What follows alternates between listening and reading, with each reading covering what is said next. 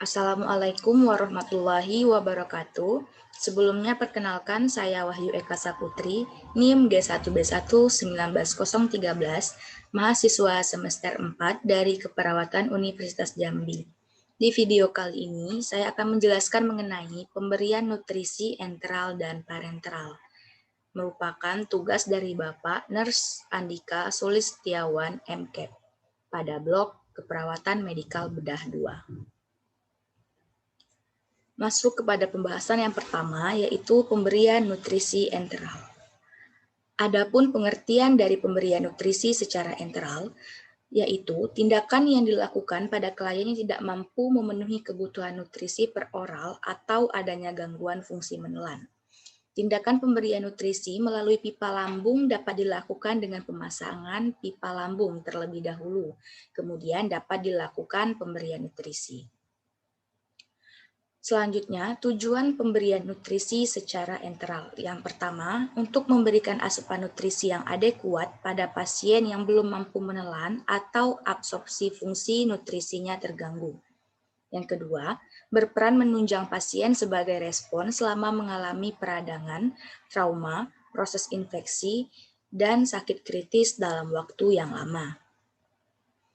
Adapun indikasi dan kontraindikasi dari pemberian nutrisi secara enteral, yang pertama yaitu indikasinya. 1. Asupan oral tidak adekuat. 2. Gangguan ingesti nutrien. 3. Kegagalan absorpsi, digesti, dan metabolisme. Dan yang keempat, wasting yang berat atau pertumbuhan terhambat. Dan kontraindikasinya yaitu pertama ileus atau usus tidak berkontraksi, yang kedua obstruksi usus, dan yang terakhir pankreatitis berat. Adapun alat yang digunakan pada tindakan pemberian nutrisi secara enteral, yang pertama ada corong, spuit 20 cc, pengalas, bengkok, makanan dalam bentuk cair, air matang, obat-obatan bila ada, klem, dan stetoskop. Cara kerjanya, yang pertama jelaskan prosedur yang akan dilakukan, seperti apa tujuan dari prosedur ini dan berapa lama kontrak waktunya. Kemudian tidak lupa untuk mencuci tangan, lalu atur pasien dengan posisi semi-fowler, pasang pengalas pada bagian yang akan dilakukan tindakan, kemudian dekatkan atau letakkan bengkok kepada pasien, lalu periksa dahulu sisa makanan di lambung dengan menggunakan spuit yang diaspirasikan ke pipa lambung. Selanjutnya buka klem, lakukan tindakan pemberian makanan dengan cara pasang corong atau spuit pada pangkal pipa.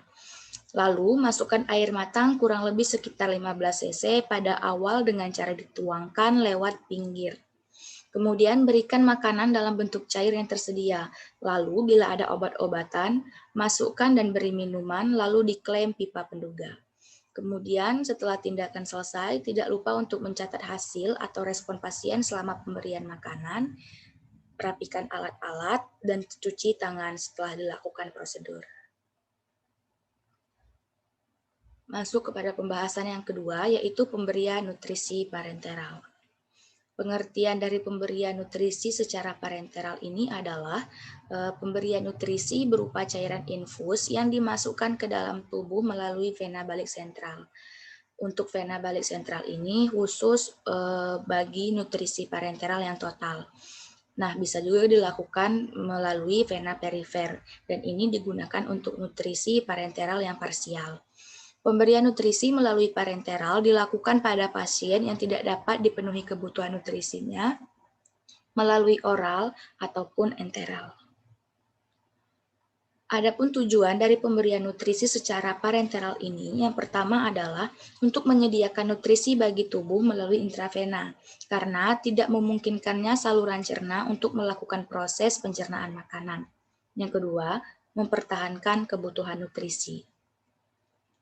Adapun indikasi dari tindakan pemberian nutrisi secara parenteral, yaitu fungsi saluran cerna yang terganggu sehingga tidak dapat digunakan, dan yang kedua, dalam kondisi malnutrisi atau dengan prognosis malnutrisi. Dan kontraindikasinya adalah saluran pencernaan tidak berfungsi dengan baik, dan yang kedua hemodinamik tidak stabil. Adapun alat yang akan digunakan pada tindakan ini, yang pertama bak instrumen, infus set, aboket, handscoon, kasa steril, kapas, standar infus, perlak, torniket, plester, gunting plester, bengkok, jam tangan, alkohol swab, serta cairan sesuai advis atau catatan dokter. Cara kerja pada tindakan ini yang pertama yaitu jelaskan prosedur yang akan dilakukan. Kemudian cuci tangan, desinfeksi penutup botol infus, menusukkan infus set ke dalam botol infus. Kemudian tidak lupa pengatur tetesan infus ditutup, lalu gantungkan botol infus. Dan ruang tetesan diisi setengah. Selang infus diisi cairan, lalu memasang torniket di atas proksimal vena yang akan ditusuk. Dan tidak lupa meletakkan perlak di bawah bagian yang akan ditusuk. Selanjutnya memakai handscoon, menentukan vena yang akan ditusuk bila perlu dipalpasi. Lanjut melakukan tindakan antiseptik dengan alkohol swab pada daerah sekitar lokasi penusukan. Meregangkan kulit ke arah distal, lalu tusukkan jarum dengan sudut 20 derajat terhadap permukaan kulit. Tindakan yang selanjutnya adalah menahan aboket dan tarik jarum sedikit. Nah, bila tampak darah keluar, berarti kanula telah masuk ke vena. Menahan jarum dan mendorong aboket. Lalu melepaskan torniket, menempelkan kasa di tempat penusukan. Tindakan selanjutnya yaitu memasang selang infus berisi cairan yang telah dipersiapkan sebelumnya. Lalu fiksasi aboket dan selang infus dengan plester. Tidak lupa untuk mengatur tetesan dalam 1 menit sesuai dengan instruksi yang sudah ditentukan. Apabila tindakan sudah selesai, tidak lupa untuk merapikan pasien, mencuci tangan, dan lakukan dokumentasi seperti mencatat tanggal, jam pemberian cairan, dan jenis cairan yang dimasukkan.